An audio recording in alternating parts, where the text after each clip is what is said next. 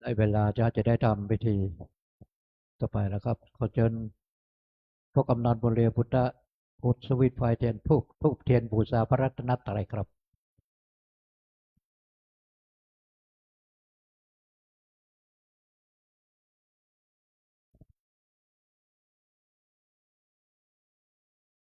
ไปเช็คนั้นก่อน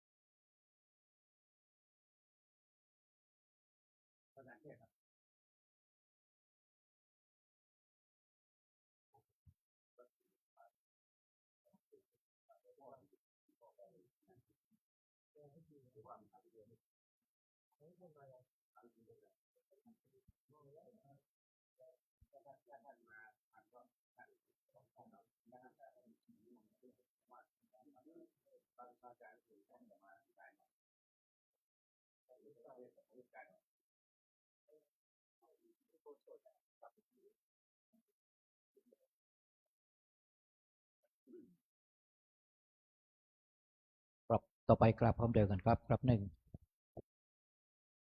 2 3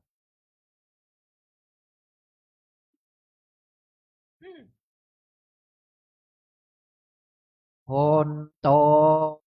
เทวตาโยโดลาเทวพุทธเทวดาเจ้าทั้งหลายมวลหมู่อันสาธิตอยู่คู่แดนเมืองอันรักษาอย่างแม่น้ำและฝ่ายเมืองอันเม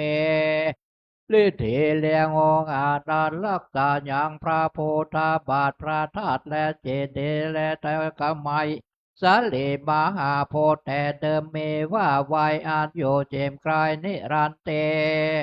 พระหากตั้งไว้เสืบมาเมตังคุมพันและคุมเพเยินแทบตาติตาวันลาลูกา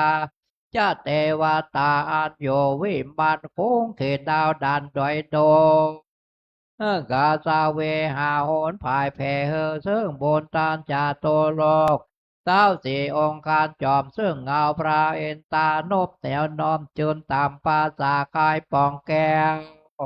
พอเหลงโดแผ่วลดนักนำลมจุ่มโปไปตามตายต่างนางนาทายแม่ทรเนอันรักษายังป่าทาเวเพื่อนแผ่นกวางแห่งพระสุดทางขออังเชิญท่านทั้งหลายจงมาปาทะอนุโมทนาจิมโมลาสถาผู้ขาทั้งหลายที่ได้มาทำบุญเฮือตานายที่ขากาละวันเนนานจงจักมีเสียงแต่เดเลโยสันเนเสโนวาลาโพธิโมเลมาลังสาเสนางมาหันติงวิจัยโยสัมโพธิมาการเจงอนันตัญญาโนโยโลกุตโมตังปันนามามิพุทธังตังปันนามามิธรรมังตังปันนามามิสังฆังสาธุสาโทโอกาสาพันเตคาแดพระเกี่ยวเจ้าต่างสามและพระปัญจาราตันนาพระเกี่ยวเจ้าต่างอาจำพวกอันสถิตสามลาอยู่วัดวาอารามสถานตินเนเป็นต้นเป็นเก้าเป็นประธานและสถิตสามลานอยู่จันวาตาวาติงสาภาคกาพมเสาวันกัตเตวาลูกแรงอันสถิตสามลานอยู่เหนือหนาจุมโปจุติจุแห่งโจโตนจุพระโอวันนี้ก็หากเป็นวันเดดีที่อันวิเศษเหตุว่าเดือนเก้าเหนือขึ้นแปดคำก็ได้มาจูจอดรอเติงเถิงยามุลสัทธาผู้กาตังลายจุห่อจูงานจุผู้จุคนจุใหญ่น้อยยิ่งใจก็จริงได้ปาการมาสานงคงควายตกแต่งแปลงพร้อมน้อมนำมายังตูปาผู้ผาลาจาดวงดอกข้าวตอกดอกไม้ไฟแตนและโอตานะพัตตาหารและน้ำสารตั้งหลายตั้งมัววงนี้เพื่อว่าจักนำมาถวายปูจาเฮตานแด่พระแก้วเจ้าตั้งสามและตั้งหาพระองค์ว่าสันนิแต่ดีเหลขอพระแก้วเจ้าตั้งสามและตั้งหาพระองค์จงมีธรรมาเมตตาเอ็นดูกุณาไว้หนาปาเตการับเอายามปัลลามิชาปูจาแห่งมุลาสัทธาผู้คาตังหลายเลียเพื่อเฮอได้สูดังกรรมกรรมผาท่านาแห่งโมลาสัทธาผู้กาตั้งหลายว่าสันนิแต่เดลีบุญญาลายเสอันนี้นาเมมากเมื่อโมลาสัทธาผู้กาตั้งหลายได้มาทำบุญเฮอตันนายทีคากาละวันนี้ก็ขอเฮอมาเป็นปัจจัยกำโจอุดหนุนยังมุลาสัทธาผู้กาตั้งหลายเฮอได้เอาตุนตัวลอดโปนเสียอย่างอันตรายต่างหลายต่างๆนานาเป็นตนว่าข้อปีข้อเดือน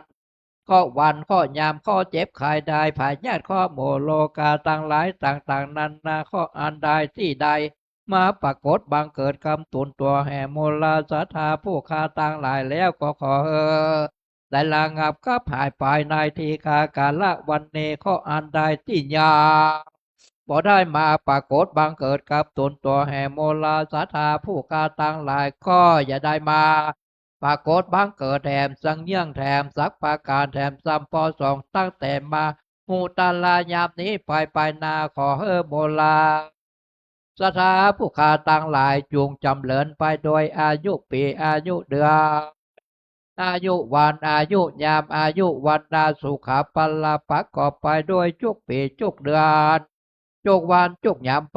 ใจขอให้ได้เอาตนตรวจตั้งไว้อยู่กำโจยางวันละพุทธศาสนาขององค์พระมหาสัมมาสัมพุทธเจ้าและองค์พระมหาเจนาทัตเจ้าไปจนเสียงเจลาการยืนยาวนั้นนักนั้นจงจักมีเจ้งแต่ดีหลีต่างโนอาคิตุปะมุภาลาจาตานังสาโทโอตานาพิขาตานังโอตะกังตานังอาเพจาอาสาทาลานะสัพพาโลกิญะโลกุตาลามะคาภาลานิปานาปัจจโยโห โหนตุโนเนจา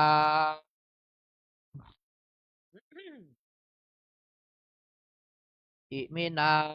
สกาเลนะตังโพธังพิโพชายามะอิมินาสกาเลนะตังธรรมังพิโพชายามะอิมินาสกาเลนะตังสังฆังพิโพชายามะอะระหังสัมมาสัมพุทโธภะวะโอทังภะคะวันตังอภิวาเทมิสวากขาโตภะคะวะตาธัมโมธัมมังนัมมัสสามิสุปฏิปันโนภะคะวะโตภวกสังโฆ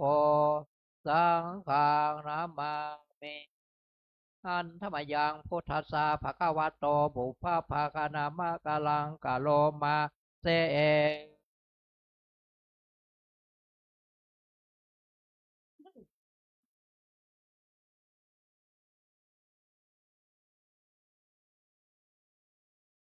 สาภะคะวะโต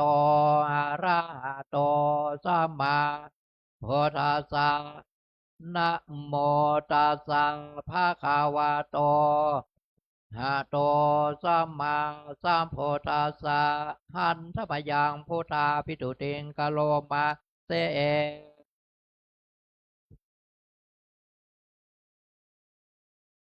หังสัมมาสัมพุทโธเวชาจารณะสัมปันโนโตโลกาเวโทอนุตตาโลปุริสธรรมสารทิสัตเทวมโนสานังพุทโธภะคะวาโยมาโลกังสะเทวกังอารากังสะพรามกัง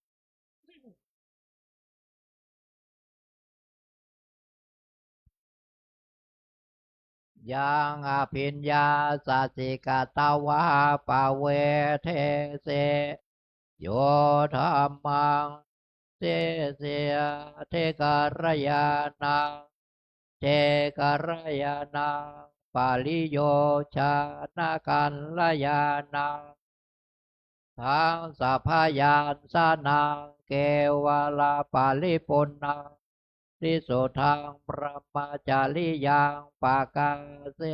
เสตามหัง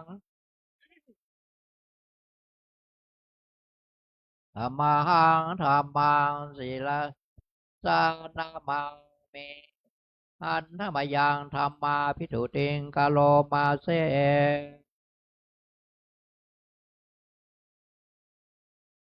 ภาวตาธรรมโมสันเทติโกอากาลิโกอิปัสสิโกโอปานายิโกปัจจตังเวทิตับเวนโยเอตามหังธรรมัง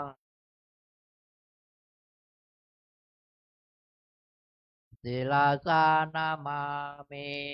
หันธรรมยังสังฆาพิทุติงกะโลมาเสปันโนภะคะวะโตสาวกสังโฆโอสุปฏิปันโนภะคะวะโตวะกสังโฆยายาปฏิปันโนภะคะวะโตวะกสังโฆสามีจิปฏิปันโน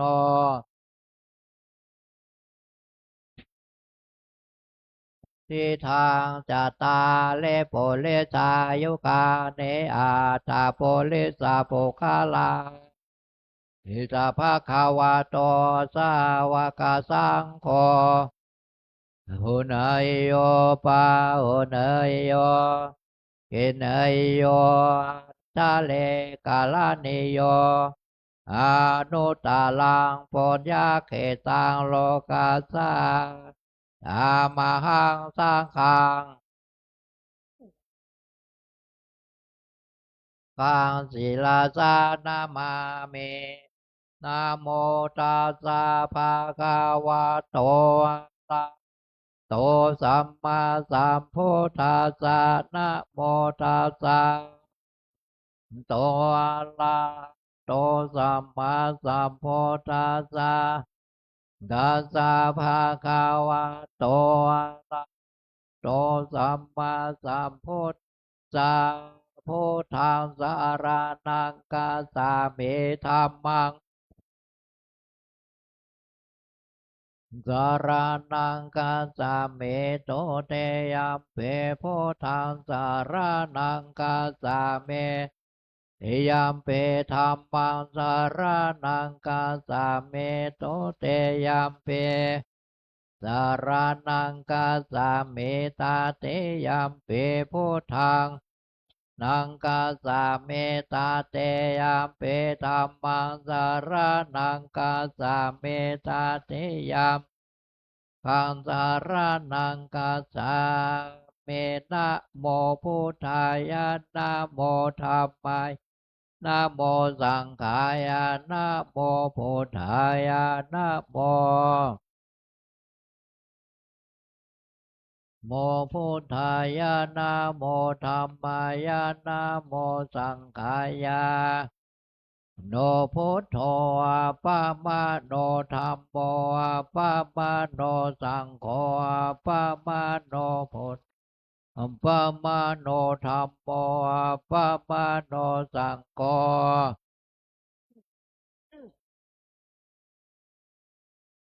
ปะมะโนสังโฆพุทโธเมนะโถธัมโมเมนะโถ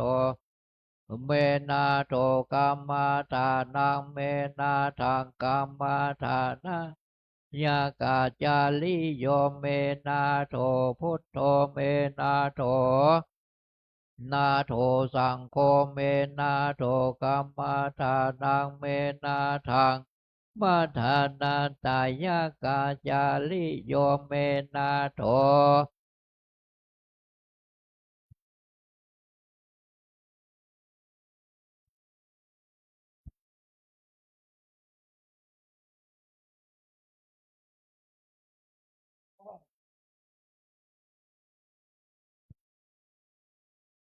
มัทานังทยจาเมพุทธาโนสเต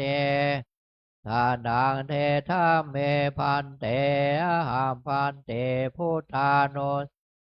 กัมมาทานังยาจาเมพุทธาโนสเต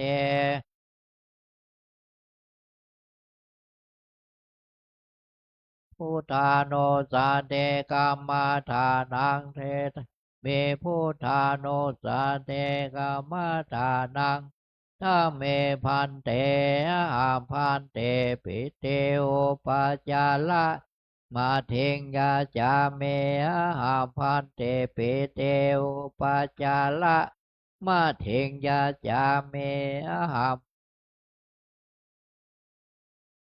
สามาเทงยัจจาเมเอเตเปโสภาคาวาสัมมาสัมพุทโธเวชาจาลานาสัมปันโนสุขโตโลกาเวนุตตาโลโปลิสัทธามาสาลาทิสัทธาเทวามานุสานังโสภาคาวาเตสวะคาโต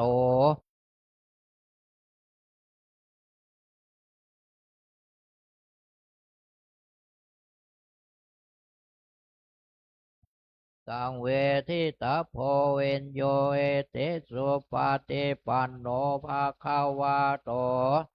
ข้าสังโฆสุปาติปันโนภาคาวาโตสาวกสังโฆยะปาติปันโนโตสาวกสังโฆสามิจิปาติปันโนภาคาวาโตสาวกสังโฆปาเนอาทาโพเลสาโปกาลาเอสาภาคาวะสาวกสังโฆโยปาโหนโยทักขินโยอัญชะเลกาลนิโยอนุตตาลัง เทตังโลกัสสาติอาเทเอมัสสามิงกายเยเกโลมานาคาทันตาตาโจมังสังนาหาโลอาเทวะกังอาทายังยากานังกิโลมากังเปหากังเปสังอันตังอันตาโคนางโอทาลิยังกาเลสังเปตังเสมังปุโปโลโทเมโทอาโซวาสาเคโลสิงคานิกาลาสิกามุตังมัทธาเกขันเตนทาวาเตสากาลายังอัตตาภาวอสุเจอสุภาเอมังกัมมัฏฐานังปุณณภาโวเตอาจิลังวาตายังกายโยติสุโทอาเปตาเวนญาโนนิลาตังวากาเลงคาลังปัทาเวโพธาโตเตโสธาโตวายโยธาโตโลภขันโทเวทนาขันโทสัญญาขันสังขาราขันโทเวญญาณขันโทปัญญขันโทอาสาตาสังขารลาอานิจจาทุกขาอนัตตาวิปาลินามธรรมาอานิจจาวาตายาธรรมิโนปัสสิสาวานิโลจันเตเตสังวุปัสสัมโมสุโคนามะโลปัง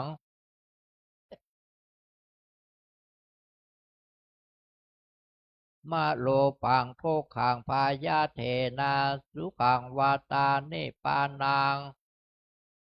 อนัตตาอาสาลากาเทนาสาลังวาตานิปานังนามะโลปังอานิจจังนามะโลปังทุกขังวาตานิปานังสุขังวาตานิปานังวาตานิปานังนิปานังปาละมังสุขังสาธุตานะปาละเม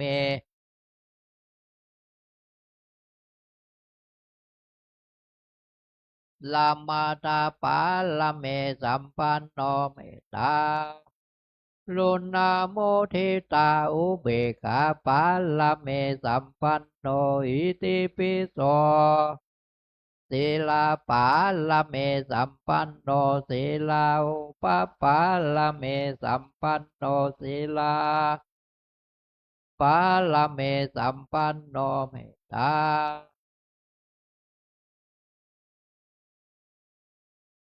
เมสัมปันโนอิติปิโสภะคะวาเนกัมมาปาละเมสัมปันโนเนกัมมาอุปปะสัมปันโนเนกัมมาปาลามัทธปาละเมสัมปันโนเมตตากะปัลละเมสัมปันโนอิติปิโสภะคะวาลาเมสัมปันโนปัญญาอุปปาลาเมสัมปันโนปัญญาปาลามัทธปาลาเมเมตตาไมเตกาโลนาโมทิตาอุเบกขาปาลาเมสัมปันปิโสภะคะวาเลญาอุปปาลาเมสัมปันโนเวเลญามาตาปาลาเมสัมปันโนเมตตาลุนาโมทิตาอุเบกขาปาลาเมสัมปันโนอิติปิโสภะคะวา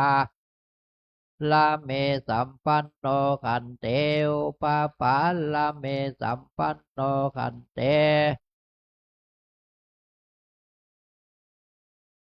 ไมเตกาโลนาโมทิตาอุเบกขาปาลาเมสัมปันโน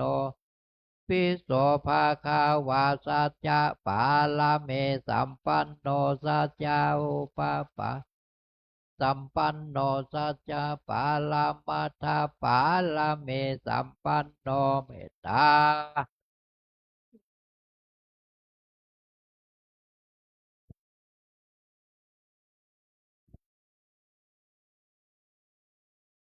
ปัลลเมสัมปันโนอาเทธานาอุปปัลลเมสัมปันโนอาเทธานามัทธปัลลเมสัมปันโนเมตตามุทิตาอุเบกขาปัลลเมสัมปันโนปิโสภะคะวาเมตตาปัลลเมสัมปันโนเมตตาอุปปัลลเม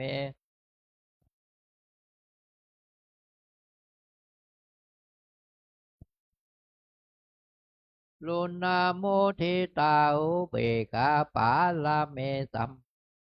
อิติปิโสภะคะวาอุเบกขาปัลลเมสัมปันโนอุเบกขาลาเมสัมปันโนอุเบกขามัทธปัลลเมสัมปันโนเมตตาปัลลเมสัมปันโนอิติปิโสภะคะวาอะระเมสัมปันโนทัสสะอุปปัลลเมสัมปันโนทัสสะมัทธปัลลเมสัมปันโนเมตตามุทิตาอุเบกขาปัลลเมสัมปันโนอิติปิโสภะพุทธทิสสะปัลลเมสัมปันโนสัมมาทิสสะอุปปัลลเมลามาทาปัลลเมสัมปันโนเมตตากาโลนามุทิตาอุเบกขาปัลลเมสัมปันโนปิโสภะคะวาพุทโธพุทโธทิโกโนเอเตปิโสภะคะวาอิติปิ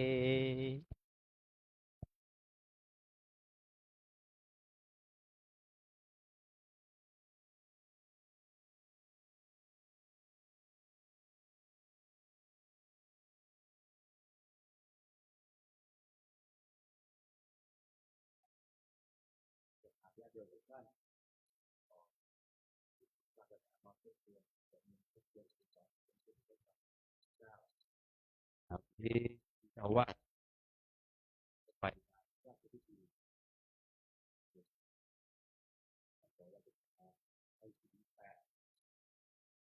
อันนี้ก็ตามธรรมเนียมของวัดพระธาตุจะมีการฟังธรรมเทศนาวันนี้เป็นตอนนี้เป็นการเราสันติพโลหรือว่าสันติพโลนี่เป็นผู้ที่ขับเคลื่อนการอบรมพระวิปัสสนาจารย์เป็นผู้นำของวัดสวดมนต์อันนี้ได้เวลาแล้วก็ขออาราธนาการเป็นวัดที่ธรรมะก็คือ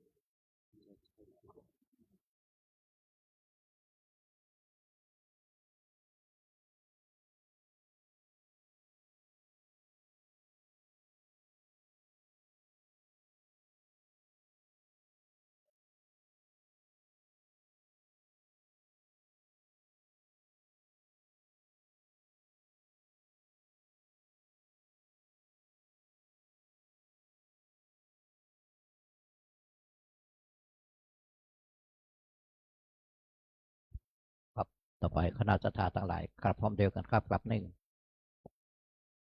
กลับสองสามอิมินาสกาเลนะตังโพธังอภิปูชยามะมินาสกาเลนะตังธรรมังอภิปูชยามะอิมินาสกาเลนะตังสังฆังอภิปูชยามะอะระหังสัมมาสัมพุทโธภะคะวาโอทางภะคะวันตังวิวาเทมิสวากขาโตภะคะวะตาธัมโมธัมมังนามัสสามิสุปฏิปันโนสังโฆสังฆังนามามิครับต่อไปขอเชิญทุกท่านกลับท่านพระมหาความเร็วกันครับกลับหนึ่งกลับสองกลับสาม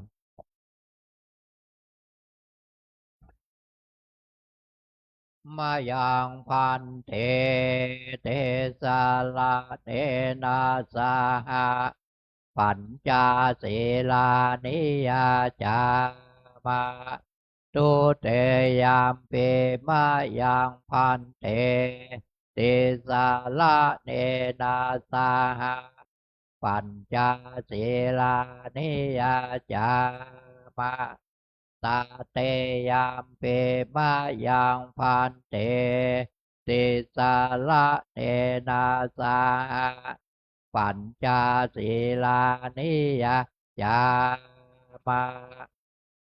นะโมตัสสะภะคะวะโตอะระหะโตสัมมาสัมพุทธัสสะนะโมตัสสะภะคะวะโตอะระหะโตสัมมาสัมพุทธัสสะนะโมตัสสะภะคะวะโตอะระหะโตสัมมาสัมพุทธัสสะนะโมตัสสะภะคะวะโตอะระโตสัมมาสัมพุทธัสสะนะโมตัสสะภะคะวะโตอะระโตสัมมาสัมพุทธัสสะ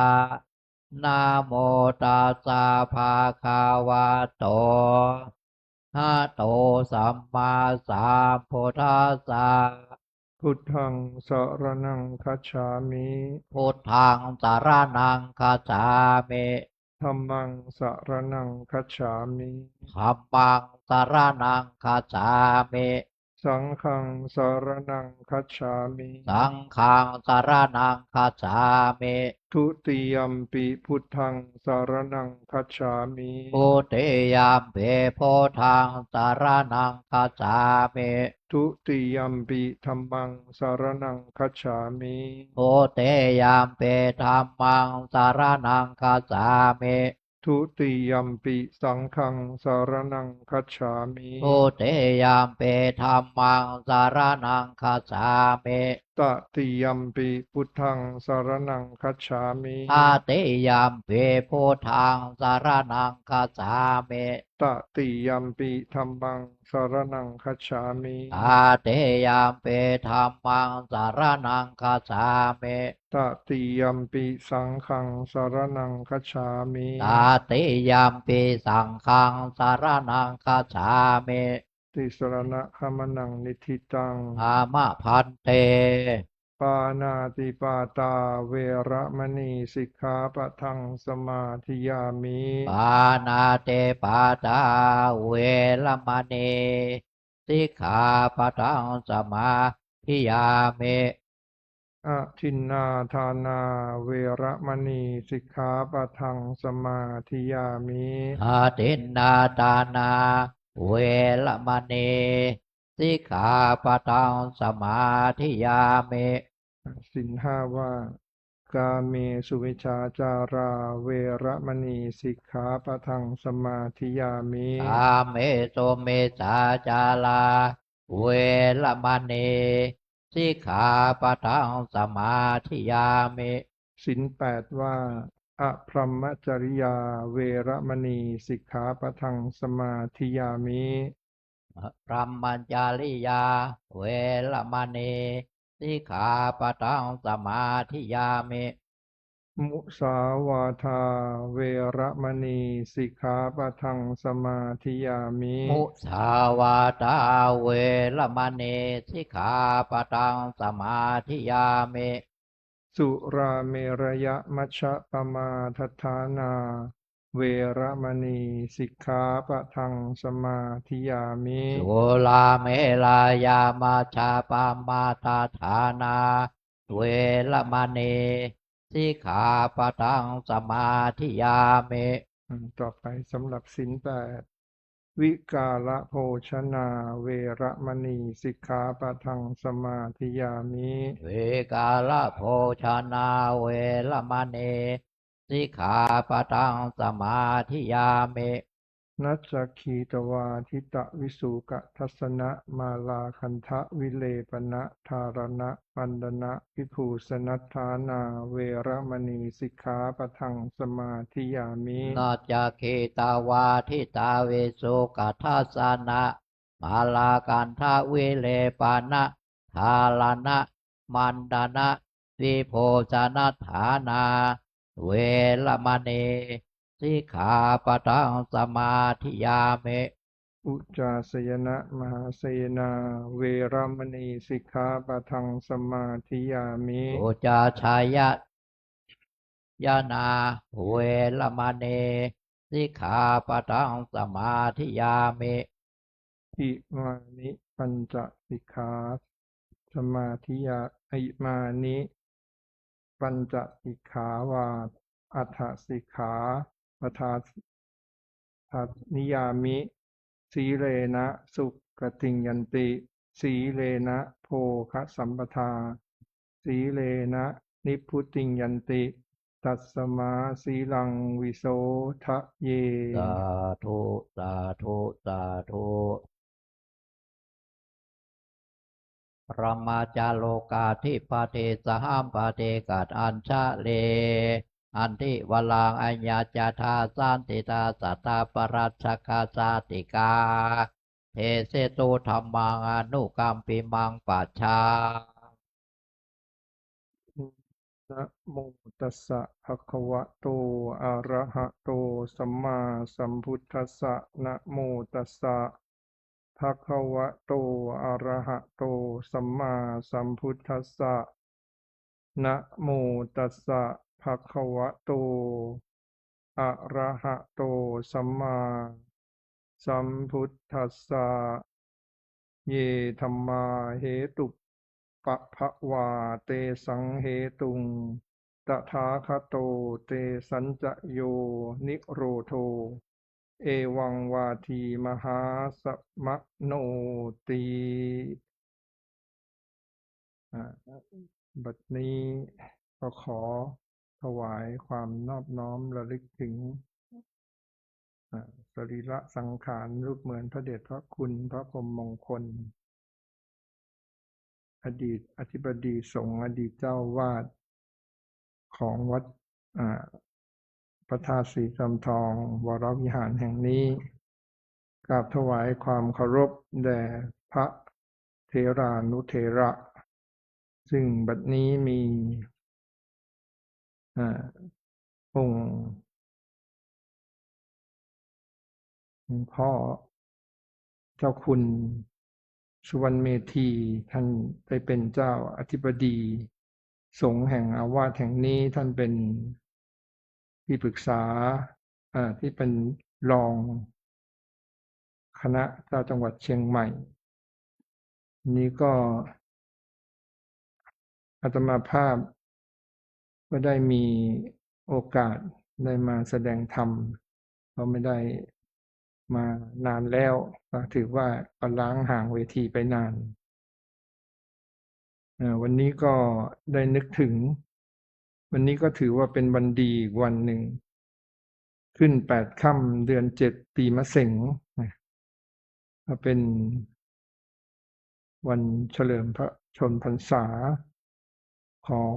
สมเด็จพระนางเจ้าสุธิดาพัชรสุธาภิมลลักษณ์พระบรมราชินีซึ่งนี้วันนี้อาตมาภาพก็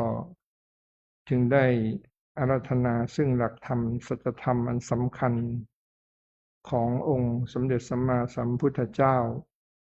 มาแสดงในวันนี้ก็เลยน้อมนำในเรื่องของอริยสัจสี่ซึ่งเป็นสัจธรรมที่เป็นความสำคัญบัดนี้อาตมาภาพก็จะได้แสดงพระธรรมเทศนาในเรื่องอริยสัจสี่ซึ่งเป็นหลักคำสอนสำคัญในพระพุทธศาสนาเพื่อประดับสติปัญญาบารมีเพิ่มพูนกุศลบุญญาราศีของท่านสาธุชนทั้งหลายผู้มาประชุมกันณโอกาสบัดนี้จนกว่าจะยุติลงด้วยเวลาดำเนินความตามพุทธภาษิตที่ยกขึ้นเป็นอุเทศบทเบื้องต้นนั้นซึ่งมีคำแปลว่าธรรมเหล่าใดเกิดแต่เหตุพระตถาคตตรัสเหตุแห่งธรรมเหล่านั้นและดับความดับแห่งธรรมเหล่านั้นพระมหาสมณะมีปกติกล่าวอย่างนี้ ถือเอาความเพื่อเข้าใจง่ายว่าพระศาสดาทรงแสดงเหตุแห่งทุกข์และเหตุแห่งความดับทุกข์คือทรงแสดงอริยสัจสี่โดยย่อด้วยพระคาถานี้ฉะนั้นพุทธภาษิตบทนี้จึงจัดเป็นหลักคำสอนสำคัญในพระพุทธศาสนาอริยสัจนั้นแปลตามตัวอักษรว่าความจริงอันประเสริฐบ้างความจริงอันทำให้บุคคลเป็นผู้ประเสริฐบ้างในความหมายแรกที่ว่าสัจจะทั้งสี่นี้เป็นของจริงอันประเสริฐนั้นคือเป็นหลักเหตุผลที่ดีจริงดีอยู่ในตัวเหมือนทองคำที่คนนิยมว่าเป็นของมีค่าเพราะมีความงามผุดผ่องอยู่ในตัวสนิมก็ไม่เกาะน้ำกรดก็ไม่กัดมันดีสมอยู่ในตัวของมันไม่ใช่ถูกอุปโลกขึ้นความจริงทั้งสี่นี้ก็เหมือนกันคือมีความดีอยู่ในเนื้อหาจริงๆความหมายที่สองที่ว่าทำให้คนประเสริฐนั้นคือเมื่อความจริงทั้งสี่คือทุกข์สมุทัยนิโรธมรรคนี้ไปปรากฏในใจของผู้ใดแล้วใจของผู้นั้นก็จะเปลี่ยนแปลงไปคือขณะที่รู้นั้นความรู้ก็ได้คลายกิเลสออกจากจิตด้วยนับตั้งแต่เริ่มรู้คันรู้ไปจนจบตามเกณฑ์ที่ท่านกำหนดไว้ในใจก็บริสุทธิ์มากขึ้นจนถึงบริสุทธิ์ผุดผ่องพ้นจากสภาพปุถุชนกลายเป็นอริยชนคือเป็นคนที่ประเสริฐพระพุทธเจ้าทรงแสดงอริยสัจสี่ครั้งแรกแก่ปัญจวัคคีย์มีพระโกณฑัญญะเป็นประธานณป่าอิสิตมะมฤคทายวันใกล้เมืองพาราณสีเมื่อเทศนาจบผลปรากฏว่าท่านโกณฑัญญะก็ได้ธรรมจักษุคือดวงตาเห็นธรรมสำเร็จเป็นโสดาบันและทูลขอบวชเป็นพระสงฆ์รูปแรกในพระพุทธศาสนาส่วนปัญจวัคคีย์อีก4 คนที่เหลือคันเมื่อฟังธรรมจบก็เกิดความเลื่อมใสเชื่อมั่นว่าพระพุทธองค์ได้ตรัสรู้จริงและก็ได้ขอบวชเป็นภิกษุในพระพุทธศาสนาเช่นกันอริยสัจสี่มีความสำคัญมากจะเห็นได้จากการที่พระพุทธองค์ทรงยกขึ้นแสดงแก่ผู้คนอยู่เสมอตลอดเวลา45 พรรษาที่ประกาศพระศาสนาโดยจะทรงยกอนุบุพพิกถาขึ้นแสดงก่อนเพื่อฟอกจิตของผู้ฟังให้พร้อมแก่การรับฟังธรรมอันประณีตจากนั้นจึงแสดงอริยสัจสี่ทำให้ผู้ฟังเกิดความเลื่อมใสและบรรลุธรรมทุกครั้งไปหากจะถามชาวพุทธว่าพระพุทธเจ้านั้นท่านตรัสรู้อะไรก็จะได้คำตอบเป็นเสียงเดียวกันว่าพระพุทธเจ้าตรัสรู้อริยสัจสี่ข้อความในปฐมเทศนาหรือธรรมจักรกัปปวัตนสูตรอันมีอริยสัจเป็นหัวใจสำคัญอยู่นั้นก็แสดงอย่างชัดแจ้งว่าเมื่อทรงรู้แจ้งแทงตลอดอริยสัจสี่แล้วนั่นแลจึงทรงปฏิญาณพระองค์ว่าตรัสรู้เป็นพระสัมมาสัมพุทธเจ้าพระพุทธเจ้าพระองค์ได้ทรงพระนามว่าสัพพัญญูแปลว่าผู้รู้แจ้งทุกสรรพสิ่งไม่ว่าจะเป็นเรื่องโลกหรือเรื่องธรรมโดยเฉพาะกับเรื่องทางโลกนั้นพระองค์ทรงได้พระนามว่าโลกวิทูแปลว่าผู้รู้แจ้งโลก คือรู้แจ้งโลกทั้งสามกล่าวคือสังขารโลกโลกคือสังขารได้แก่สภาวะธรรมทั้งปวงที่มีการปรุงแต่งตามเหตุปัจจัยสัตวโลกโลกคือหมู่สัตว์ที่อาศัยอยู่รวมกันโอกาสโลกโลกคือโอกาสได้แก่โลกในอวกาศหรือจักรวาลการที่พระองค์ทรงเป็นสัพพัญญูก็ดีเป็นโลกวิถูก็ดีล้วนเป็นผลมาจากการที่ตรัสรู้ธรรมคืออริยสัจสี่นั่นเองพระพุทธเจ้าแม้ทรงรู้แจ้งเรื่องโลกแต่ไม่ค่อยตรัสสอนเรื่องโลกมากนักเพราะทรงเห็นว่ามีประโยชน์น้อยไม่เป็นไปเพื่อเบื่อหน่ายคลายกำหนัดไม่เป็นไปเพื่อความหลุดพ้นทรงเน้นตรัสสอนในเรื่องธรรมเพราะมีประโยชน์มากทั้งเป็นไปเพื่อความพ้นทุกข์ด้วยวิชาการทางโลกที่พระองค์ศึกษามาเมื่อครั้งสมัยเป็นเจ้าชายก็มีมากถึง18ศาสตร์แต่ความรู้เหล่านั้นก็ไม่สามารถทำให้พระองค์ทรงพ้นทุกข์ได้ต่อเมื่อได้ตรัสรู้อริยสัจสี่แล้วจึงค้นพบปัญญาอันยิ่งใหญ่อันเปรียบเหมือนแสงสว่างแห่งดวงอาทิตย์ปรากฏขึ้นแม้เพียงดวงเดียว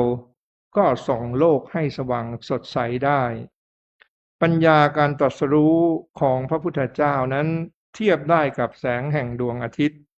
ส่วนปัญญาอันเป็นโลกิยะทั้งหลายเปรียบเสมือนดวงไฟดวงน้อยที่ให้แสงสว่างได้เพียงจุดใดจุดหนึ่งเท่านั้นการตรัสรู้อริยสัจสี่จึงเป็นบ่อเกิดแห่งความรู้ซึ่งเมื่อบุคคลใดรู้แจ้งแทงตลอดแล้วก็จะมีปัญญาดังการปรากฏขึ้นแห่งดวงอาทิตย์ดังกล่าวมาพระสัมมาสัมพุทธเจ้าตรัสไว้ในมหาปรินิพพานสูตรว่าภิกษุทั้งหลาย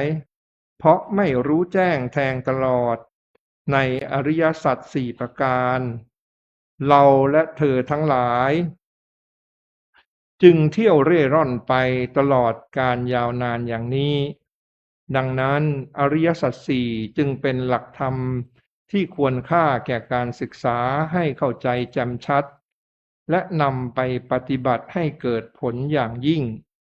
ลำดับต่อไปจะได้นำอริยสัจทั้งสี่มาอธิบายขยายความให้ท่านทั้งหลายได้ศึกษาไปตามลำดับดังนี้อริยสัจข้อที่หนึ่งทุกขังคือความทุกข์ทุกข์เป็นธรรมข้อแรกที่พระพุทธองค์ตรัสรู้ฟังเพียงเท่านี้หลายคนก็อาจรู้สึกว่าไม่เห็นจะน่าอัศจรรย์อะไรเพราะเรื่องความทุกข์ยากลำบากคนธรรมดาสามัญทั่วไปก็รู้ด้วยกันทั้งนั้นแต่ความจริงการรู้ทุกข์ของคนสามัญกับความรู้ทุกข์ของพระพุทธเจ้านั้นมีความลึกซึ้งแตกต่างกันมากคนสามัญรู้จักทุกข์ก็แต่เพียงผิวเผินแต่พระพุทธองค์พระพุทธเจ้ารู้จักทุกข์ไปถึงทุกข์ที่เป็นถึงกับรากเหง้าทีเดียวเปรียบเหมือนความรู้ของคนไข้กับความรู้ของหมอย่อมมีความลึกซึ้งแตกต่างกันคนไข้ทั่วไปก็จะรู้แค่อาการป่วยของตนเองว่าเจ็บตรงนั้นปวดตรงนี้แต่ต่างกับไม่สามารถต่างกับหมอคือคนไข้ไม่สามารถจะสันนิษฐานได้ว่าป่วยเป็นโรคอะไรเชื้อโรคที่เป็นนี่เป็นเชื้อโรคตัวไหนที่ทำให้ป่วยจะรักษาหรือหลีกเลี่ยงได้อย่างไรไม่ให้เกิดอาการเจ็บป่วยได้อย่างไรความทุกข์ก็เช่นกันคนสามัญรู้ว่าความแก่นั้นเป็นทุกข์ความเจ็บไข้เป็นทุกข์ ความตายเป็นทุกข์ความพลัดพรากเป็นทุกข์แต่ไม่รู้ว่าความยึดมั่นถือมั่นในขันธ์ห้าเป็นต้นตอของความทุกข์ทั้งปวงเพราะไม่รู้จักทุกข์ที่เป็นต้นตอที่แท้จริงจึงทำให้คนทั่วไปไม่อาจแก้ทุกข์ได้อย่างเด็ดขาดแก้ได้ก็ได้เพียงแค่ชั่วครั้งชั่วคราวเท่านั้นก็เหมือนดังกับคำที่หลวงปู่พุทธทาสท่านได้กล่าวว่ารู้จักทุกข์ได้แค่ไหนก็ดับทุกข์ได้เท่านั้นทุกข์ที่พระพุทธเจ้าตรัสรู้นั้นมีกล่าวไว้ในธรรมจักรกัปปวัตนสูตรว่าชาติปิทุกขาความเกิดเป็นทุกข์ชราปิทุกขาความแก่เป็นทุกข์มรณะปิทุกขังความตายเป็นทุกข์โสกปริเทวะทุกขโทมนัสสุปายาสาปิทุกขาแม้ความโศกความร่ำไรรำพันความไม่สบายกายความไม่สบายใจความคับแค้นใจก็เป็นทุกข์อปิเยหิสัมปโยโคทุกโขความประสบกับสิ่งไม่เป็นที่รักที่พอใจนั้นก็เป็นทุกข์ปิเยหิวิปโยโคทุกโขความพลัดพรากจากสิ่งเป็นที่รักที่พอใจนั่นก็เป็นทุกข์ยัมปิชังนลภติตัมปิทุกขังมีความปรารถนาสิ่งใดไม่ได้สิ่งนั้นนั่นก็เป็นทุกข์สังคิตเตนะปัญจุปาทานขันธาทุกขาว่าโดยย่อความยึดมั่นในขันธ์ห้านั้นเป็นตัวทุกข์จากที่กล่าวมาทั้งหมดเนี่ยพระพุทธเจ้าท่านสรุปว่าทุกข์ทั้งหลายทั้งมวลรวมลงในการยึดมั่นถือมั่นในขันธ์ห้าความยึดมั่นในขันธ์ห้านี่แหละเป็นตัวทุกข์ยึดเมื่อไรทุกข์เมื่อนั้นนี่จะเห็นว่าทุกข์ที่พระพุทธเจ้าตรัสรู้มีความลึกซึ้งมากเมื่อความทุกข์เกิดขึ้นพระองค์ก็ทรงสอนให้กำหนดรู้สมดังกับพระบาลีที่ว่าทุกขังอริยสัจจังปริญญายังแปลว่าอริยสัจคือทุกข์อันบุคคลพึงกำหนดรู้เพื่อให้เห็นความจริงของทุกข์ทุกข์มีอันเกิดขึ้นตั้งอยู่และก็ดับไปไม่ใช่ตัวตนของเราเขาบัญชาบังคับไม่ได้ในอริยสัจข้อที่สองสมุทัยหรือทุกขสมุทัยแปลว่าเหตุให้เกิดทุกข์หมายถึงตัวเหตุที่จะทำให้เราได้รับความทุกข์ต่างๆดังกล่าวแล้วในอริยสัจที่หนึ่งแล้วเหตุที่ทำให้สัตว์โลกเป็นทุกข์นั้นเมื่อจะหยิบยกขึ้นมากล่าวก็มีมากมายหลายอย่างสุดที่จะนับได้แต่พระพุทธองค์ทรงค้นพบว่าเหตุต่างๆมากมายเหล่านั้นล้วนรวมลงในเหตุเดียวกันก็คือตัณหาดังที่พระบาลีได้กล่าวว่าอิทังโขปนะภิกขเวทุกขสมุทโยอริยสัจจังยายังตัณหาโปโนภวิกานันทิราคะสหคตาตัตระตัตตาพินันทินีเสยยะถีทังกามตัณหาภวตัณหาวิภวตัณหาแปลว่าภิกษุทั้งหลายอริยสัจคือเหตุให้เกิดทุกข์นี้มีอยู่นี้คือตัณหาที่ทำให้มีการเกิดอีกพัวพันกับความกำหนัดยินดีทำให้เพลิดเพลินอยู่กับอารมณ์นั้น ได้แก่กามตัณหาความทะยานอยากในกามภวตัณหาความทะยานอยากในความมีความเป็นวิภวตัณหาความทะยานอยากในความไม่มีไม่เป็นจากพระบาลีที่ยกมานี้สรุปได้ว่าอริยสัจคือเหตุให้เกิดทุกข์นั้นก็สิ่งที่ให้เกิดทุกข์นั้นก็คือตัณหานั่นเองตัณหาก็แยกเป็น3อย่างหนึ่งก็คือกามตัณหาความทะยานอยากในกามได้แก่ความทะยานอยากในรูป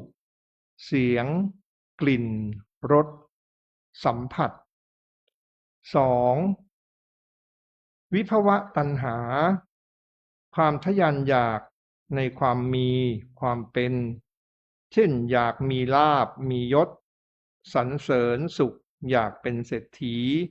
เป็นข้าราชการเป็นคนที่มีหน้ามีตาเป็นคนสำคัญเป็นต้น3วิภวตัณหาความทะยานอยากในความไม่อยากมีไม่อยากเป็นได้แก่ความอยากที่จะหลุดพ้นไปจากภาวะที่ตนไม่ชอบ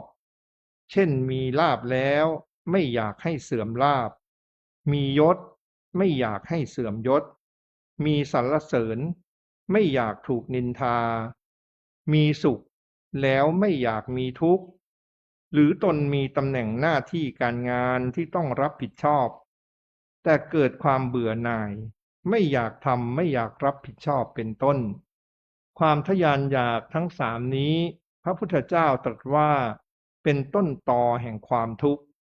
เป็นเหตุทำให้มีการเกิดขึ้นอีก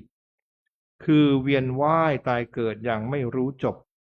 เป็นเหตุให้หมกมุ่นมัวเมาเพลิดเพลินติดอยู่ในวังวนของความทุกข์เมื่อมีความอยากก็มีความทุกข์อยากมากนั่นก็ทุกข์มากอยากน้อยก็ทุกข์น้อยดังนั้นพระพุทธองค์จึงทรงสอนให้ละตัณหาเสียดังพระบาลีที่ว่าทุกขสมุทัยโยอริยสัจจังปหาตัพพังแปลว่าอริยสัจคือทุกขสมุทัยเหตุให้เกิดทุกข์เป็นสิ่งที่บุคคลพึงละเสียในสัจจะอริยสัจข้อที่3คือนิโรธนิโรธหรือทุกขนิโรธะแปลว่าความดับทุกข์ถ้าจะเปรียบกับการรักษาโรคอริยสัจข้อหนึ่งคือทุกข์เปรียบได้กับโรคที่เกิดแก่ร่างกายอริยสัจข้อ2สมุทัยเปรียบได้กับสาเหตุเชื้อโรคที่ทำให้เกิดความเจ็บป่วยในร่างกายส่วนอริยสัจข้อ3นี้คือนิโรธเปรียบได้กับการหายขาดจากโรคหายขาดได้เพราะเชื้อโรคที่เป็นสาเหตุถูกทำลายฉันใดนิโรธความดับทุกข์อีกในหนึ่งก็คือความดับตัณหาซึ่งเป็นเหตุให้เกิดทุกข์ได้อย่างสิ้นเชิงเมื่อดับตัณหาได้ก็เข้าถึงภาวะที่ปลอดจากทุกข์กล่าวคือนิพพานนั่นเองนิโรธหรือนิพพานนี้พระพุทธเจ้าตรัสสอนให้กระทำให้แจ้งคือควรทำให้เกิดในตนแจ่มแจ้งด้วยปัญญาของตนสมดังที่พระบาลีกล่าวว่าทุกขนิโรโธอริยสัจจังสัจฉิกาตัพพังแปลว่าอริยสัจคือทุกขนิโรธเป็นสิ่งที่บุคคลพึงทำให้แจ้งนิโรธที่บุคคลทำให้แจ้งแล้วจะเข้าถึงพระนิพพานความพ้นทุกข์หยุดการเวียนว่ายไม่เกิดอีกในอริยสัจข้อที่4มรรคทางดับทุกข์มรรคทางดับทุกข์นี้มีชื่อเรียกหลายอย่างเรียกว่า ทุกขนิโรธคามินีปฏิปทาข้อปฏิบัติให้ถึงความดับทุกข์บ้าง เรียกว่ามัชฌิมาปฏิปทา ทางสายกลางบ้าง เรียกว่าอัตถังคิกมัคมักมีองค์8บ้าง เรียกว่าอริยมรรคหนทางอันประเสริฐบ้างมรรคหรือข้อปฏิบัติให้ถึงความดับทุกข์นี้พระพุทธเจ้าตรัสไว้ในพระบาลีว่าอิทังโขปนะภิกขเวทุกขนิโรธคามินีปฏิปทาอริยสัจจังอายะเมวะอริโยอัตถังคิโกมัคโคสยะทีทังสัมมาทิฏฐิสัมมาสังกัปโปสัมมาวาจาสัมมากัมมันโตสัมมาอาชีโวสัมมาวายาโม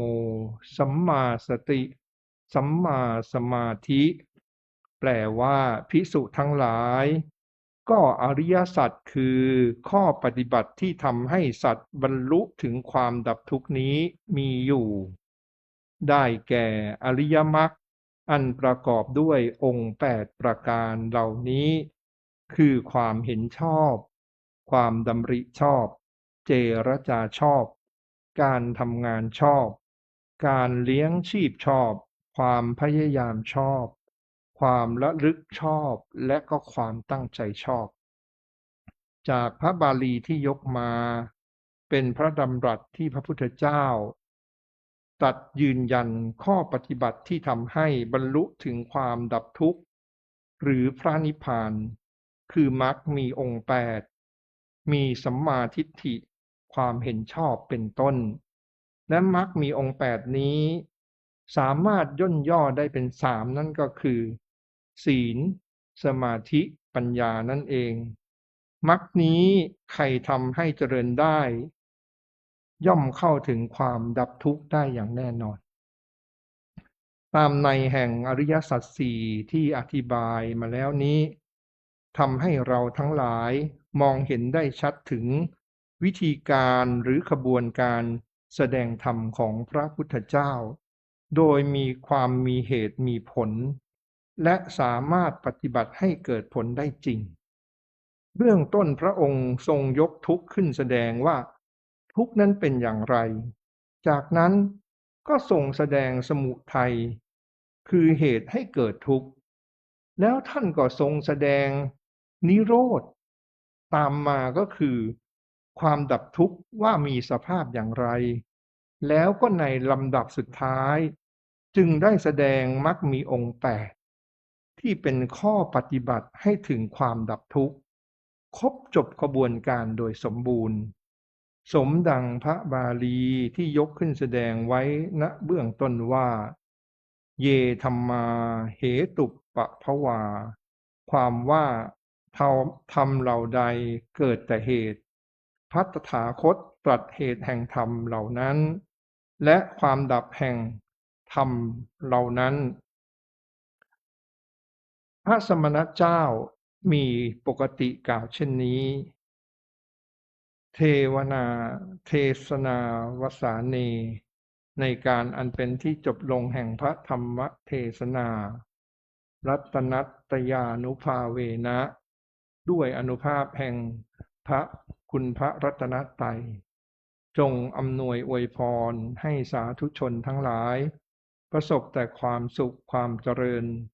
ตลอดการทุกเมื่อเทินดังแสดงพระธรรมเทศนามาก็พอสมควรแก่เวลาเอวังก็มีด้วยประการฉนี้ อันตมยังสาธุกลังกะโลมาเสสาธุสาธุสาธุ นะโมตัสสะภะคะวะโตอะระหะโตสัมมาสัมพุทธัสสะนะโมตัสสะภะคะวะโตอะระหะโตสัมมาสัมพุทธัสสะนะโมตัสสะภะคะวะโตอะระหะโตสัมมาสัมพุทธัสสะอิติปิโสภะคะวะสัมมาสัมพุทโธวิชชาจาร สัมปันโนสุขโตโรกวิโท อนุตตโร ปุริสธรรมสารทิสัทธาเทวมนุสสานังพุทโธภะคะวะติสวากขาโต ภะคะวะ วัต ตา ตาธัมโมสันทิติโกอาการิโกเอปัสสิโกโอปันนยิโก จาตัง เวทิตาโพวินโยอิติสุปฏิปันโนภะคะวะโตสาวกสังโฆชุ ปฏิปันโน ภะคะวะโตสาวกสังโฆยายะปฏิปันโนภะคะวะโตสาวกสังโฆสามี ติปฏิ ปันโนภะคะวะโตสาวกสังโฆยะติทางจัตตาริปุริสายุขังเนอัฏฐปุริสาภูคารังเอสาภะคะวะโตสาวกสังโฆอังคุนายโยปาหุนายโยทักขินายโยอัญชริการณิโยอนุตตรังปุญญเขตังโลกัสสาติมหากันิโกนะโตอิตายะสัมมาปานินางปุเรตวะปารมีสัมมาปะโตสัมโพธิมุตตมะเอเตนะสัจจาวาเชนะโหนตุเตชัยยะมังคารังชัยยันโตโพนิยามุเรสกายานันเทวตาโนวังตาวังวิชัยโยโหหิชัยยะสุชัยยะมังคะเรอาปะชิตาปันตังเกสิเสปะทาวิโปคะเรอาภิเสเกสัพพพุทธานังคัปปะโตปะโมทติ ตังสุมังคลังสุปัมตังสุหุติตังสุขาโนสุโมโหโตจักสุยิทังพระมัจจาริสุปาทักขีนางกายกัมมังวาจากัมมังทักขีนางปาทักขีนางมโนกัมมังปานิติเตปาทักขีนาปาทักขีนานิกัตวานังปาทักเตปาทักขีเน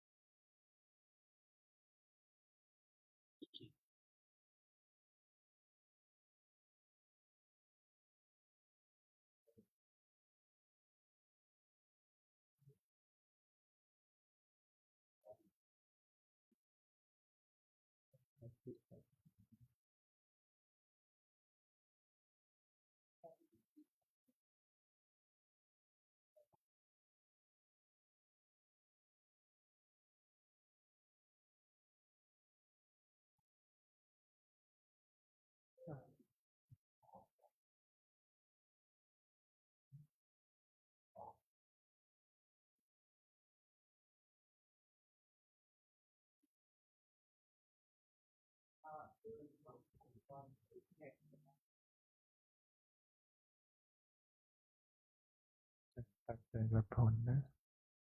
ยะถาวาริวหาปุราปริปุเรนติสาคลังเอวะเมวะอิโตทินังเปตานังอุปกัปปติอิจิตังปฏิตังตุมหังคิปะเมวะสมิจฉตุสัพเพปุเรนตุสังกปาจันโทปนราโสยถามณิโชติราโสยถาสัพพิติโยวิวัชชันตุสัพพะโรโควินาศตุมาเตภวัตวันตรายโยสุขีทีคายุโกภวะ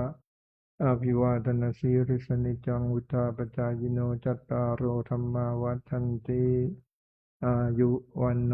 สุขังพระลัง สาธุสาธุสาธุกลับต่อไปก็เชิญท่านนักศึกษาทั้งหลายยกขันเข้า แล้วก็บัตรมาถวายท่านพระคุณเจ้าครับ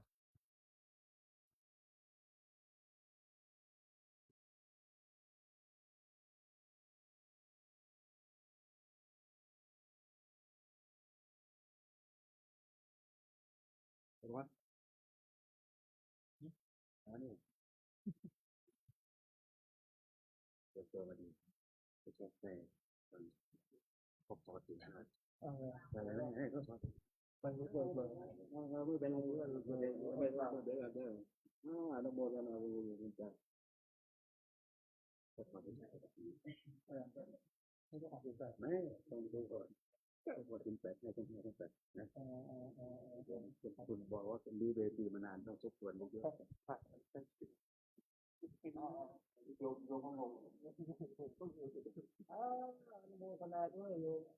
คณะศรัทธาญาติโยมเนอะวันนี้หลวงพ่อเจ้าวาดเปิ้นติดภารกิจงานวันเฉลิมพระชนมพรรษาของสมเด็จพระบรมราชินีนะครับวันนี้เป็นงานของที่ว่าการอำเภอเนาะเปิ้นมีพิธีเจริญพระพุทธมนต์ถวายเนื่องในวันพระราชสมภพของสมเด็จพระบรมราชินีดังนั้นวันนี้หลวงพ่อเจ้าวาดก็เลยมาได้ขึ้นในศาลาเนี่ยแต่ว่าเดี๋ยวหลวงพ่อปิกมาจะมาฮื้ออุโบสถศีลนะครับ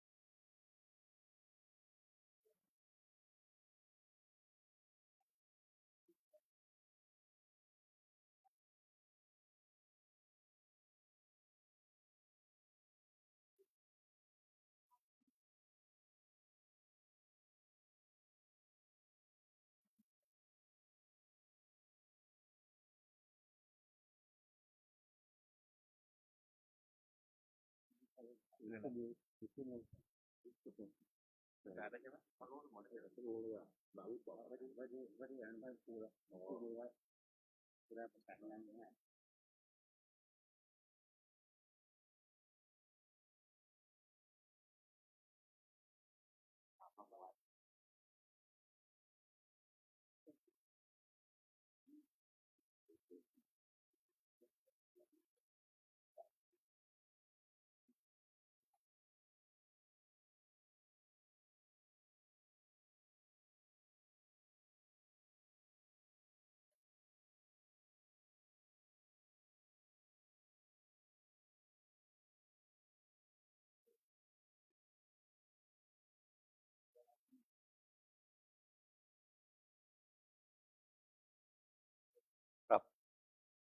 พร้อมแล้วก็คำถวายคำหนึ่ง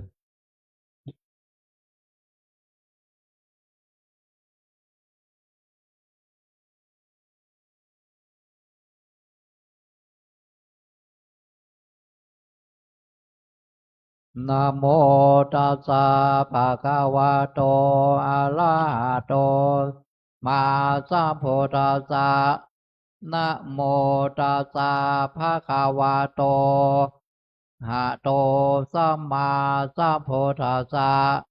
นะโมตัสสะภะคะวะโตหะโตสัมมาสัมพุทธัสสะว่าพร้อมเด็กครับเยมาเนมายังพันเตพัตตาเนสาปาลิวาลาเน ภิกขุสังฆัสสะ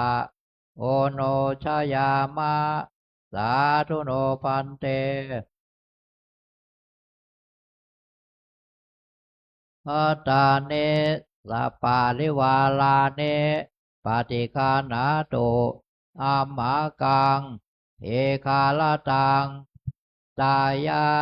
สุขายะข้าแด่พระสงฆ์ผู้เจริญข้าพระเจ้าทั้งหลายขอน้อมถวายภัตตาหารพร้อมทั้งบริวารทั้งหลายเหล่านี้แก่พระภิกษุสงฆ์ขอพระภิกษุสงฆ์จงรับภัตตาหารพร้อมทั้งบริวารทั้งหลายเหล่านี้ของข้าพระเจ้าทั้งหลายความเจริญแก่ข้าพระเจ้าทั้งหลายตลอดกาลนานเทอญ สาธุ ในมนต์ภูปนัสตบลง ยัคเคพันเตสังโฆปฏิชานาตุขอพระสงฆ์ทั้งปวงจงฟังคำข้าพเจ้า บัดนี้ได้มีทายกทายิกาผู้มีจิตศรัทธาได้น้อมนำมาซึ่งภัตตาหาร มาถวายเป็นสังฆทานแด่พระภิกษุสงฆ์อันว่าสังฆทานนี้ย่อมมีอานิสงส์อันยิ่งใหญ่สมเด็จพระพุทธองค์จะได้จำเพาะเจาะจง ว่าเป็นของภิกษุรูปหนึ่งรูปใดก็หามิได้ เพราะเป็นของได้แก่สงฆ์ทั่วสังฆมณฑล สมเด็จพระพุทธองค์ทรงตรัสให้แจกกันตามบรรดาที่มาถึง ฉะนั้นบัดนี้ข้าพเจ้าจะสมมุติตนเป็นผู้แจกของสงฆ์ขอพระสงฆ์ทั้งปวงจะเห็นสมควรหรือไม่เห็นสมควร ถ้าเห็นว่าไม่เป็นการสมควรแล้วไซร้ขอจงได้ทักท้วงขึ้นในท่ามกลางระหว่างสงฆ์อย่าได้เกรงใจ ถ้าเห็นว่าเป็นการสมควรแล้วไซร้ก็จงเป็นผู้ยิ่งอยู่ บัดนี้พระสงฆ์ทั้งปวงนิ่งอยู่ข้าพเจ้าจักรู้ได้ว่าเป็นการสมควรแล้วจะได้ทำการแจกของสงฆ์ต่อไปณการณบัดนี้นะโมตัสสะภะคะวะโตอะระหะโตสัมมาสัมพุทธัสสะนะโมตัสสะภะคะวะโตอะระหะโตสัมมาสัมพุทธัสสะนะโมตัสสะภะคะวะโตอะระหะโตสัมมาสัมพุทธัสสะอายังปัทมภาโคมหาเถรสสะปาปุนาติ ส่วนที่หนึ่งย่อมถึงแก่พระมหาเถระผู้อยู่เหนือข้าพเจ้าอวเสสาอัมหากังปาปุนันติ ส่วนที่เหลือจากพระเถระผู้ใหญ่ย่อมถึงแก่ข้าพเจ้าทั้งหลายคือพระมัชฌิมเถระพระอนุเถระรองลงมาตามลำดับจนถึงพระนวกะรูปสุดท้ายแล้วเหลือจากนั้นย่อมถึงแก่สามเณรแม่ชีอุบาสกอุบาสิกาคฤหัสถ์ญาติโยมทั้งหลายและสัตว์ทั้งหลายขอให้ท่านทั้งหลายเหล่านั้นจงบริโภคตามความสุขความสบายเถิด สาธุ สังโฆรุจติ สังโฆรุจติ สังโฆรุจติ ต่อไปคณะสงฆ์จะอนุโมทนาเป็นภาษาบาลีขอทุกท่านได้ตั้งใจรับพรดังต่อไปนี้ยะถาวาริวหาปุราปาริปุเรนติสาครังเอวเมวัยโตทินังเปตานังอุปกปปติอิจิตังปฏิตังตุมหังคิปะเมวัสมิจฉตุสัพเพปุเรนตุสังกปาจันโทปนรโสยถามณิโชติระโสยถา สัพเพติโยเววัชชันตุสัพพะโรโควินาศตุมาเตภวัตตารายโยสุขีทีขายุโกภวสัพพิติโยวิวัชชันตุสัพพะโรโควินาศตุมาเตภวัตตารายโยสุขีทีขายุโกภวสัพพิติโยวิวัชชันตุสัพพะโรโควินาศตุมาเตภวัตตารายโยสุขีทีขายุโกภวะอภิวาทนาสีริสานิจังวุฒาปัจจายโนจัตตารโอธัมมังวัฏันติอายุวันโนสุขังภารายุโทภาระโททิโรวันนะโทปฏิภาณโทสุขัสสะทาตังเบทา เวสุขังโสอธิคังชาติอายุทัตตวาภารังวันตังสุขันจะปฏิภาณโททีคายุยาสวะโหติยาทายาทุปปาชาติเตยัญจะโคทาคินาเทนะสังฆังหิสุปฏิทิตาเทคาราตังหิตายังสัทธานาโสอุปกาปฏิโสยังติธรรมโมจะยังนิทัสสิโตเป็นตานาปุชาจักตาอุราระภะละจะภิกขุนัมมโนปะทินนังตุมเหหิปุญญังปะสุตังอนาปกาเตชัยสิทธิธานังลาภังโสทิงภาคยังสุขังภาลังสิริอายุจาวันโนจะโพคังวัวทิจยสวาสตวาสาจะอายุจะชีวสิทธิภวันตุเตภวันตุสัพพมังคลาขันตุสัพพเทวตาสัพพพุทธานุภาเวนัสสะทาโสทิภวันตุเตภวันตุสัพพมังคลาขันตุสัพพเทวตาสัพพธรรมานุภาเวนัสสะทาโสทิภวันตุเตภวันตุสัพพมังคลาขันตุสัพพเทวตาสัพพสังฆาโนภาเวนัสสะทาโสทิภาวันตุเต ตมยังสาธุกาลังกะโลมาเสสาธุสาธุสาธุครับต่อไปขอเชิญทุกท่านนั่งสมาธิเจริญภาวนาแผ่เมตตากุศลผลบุญตานต่อไปครับ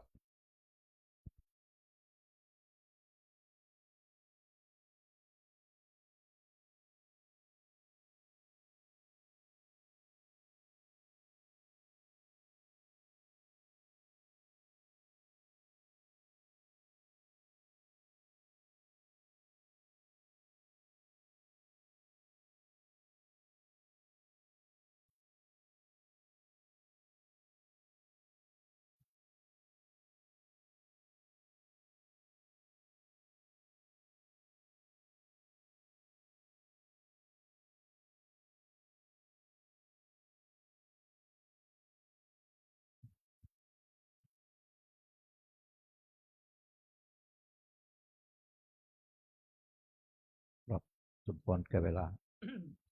เอ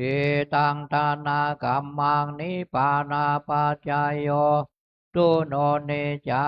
เอตังศีลากัมมังนิปานาปัจจายโยตุโนเนจา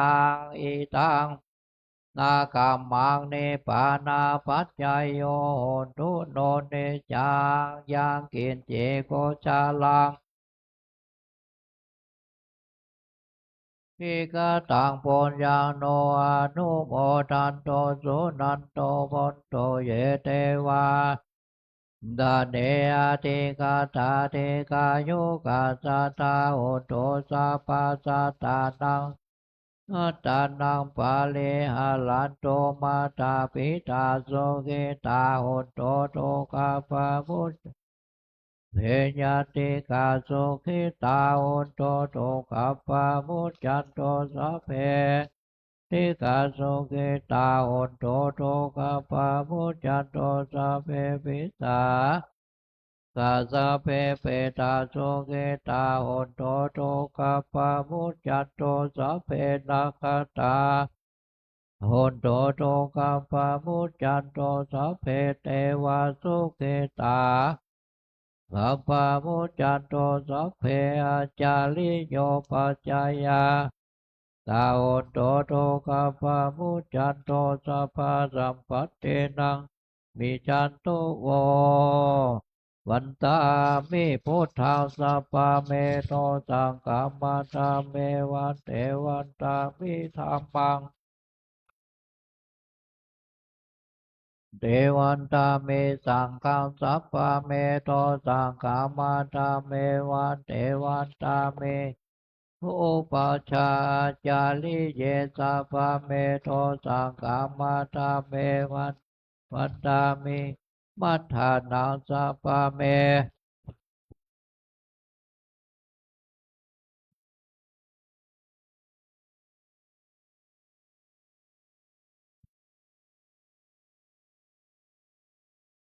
ยาสาปังสาภาทาเนโสภาเทธิกาสาเลลาตาโตมาพุทธิพุทธาโลปัง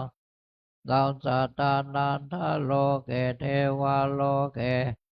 โลเกสัพโพธิเปลังกาเทเปสาเลลาธาตุโยเกสาธาตุโยหันตาธาตุโยเจติยัง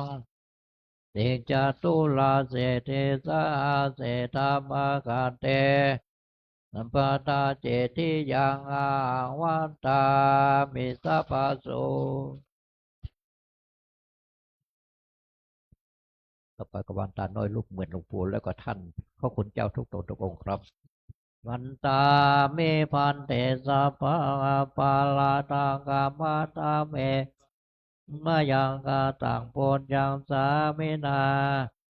ทิตาพังสามิตากาตังปุญญังไมหังตาตาพังสาธุอนุโมทามิ ในนามพระสงฆ์ทั้งมวลขอกล่าวคำว่าจัตตารโอธรรมาวัฏันติอายุวันโนสุขังภาราสาธุสาธุสาธุก้าวกำลาพร้อมเดียวกับทันทธาเนมายังพันเตกัสสามาปาหุกิจามายังปาหุการณิยายัสสธานิตุมเหกาลังมัญญธาสา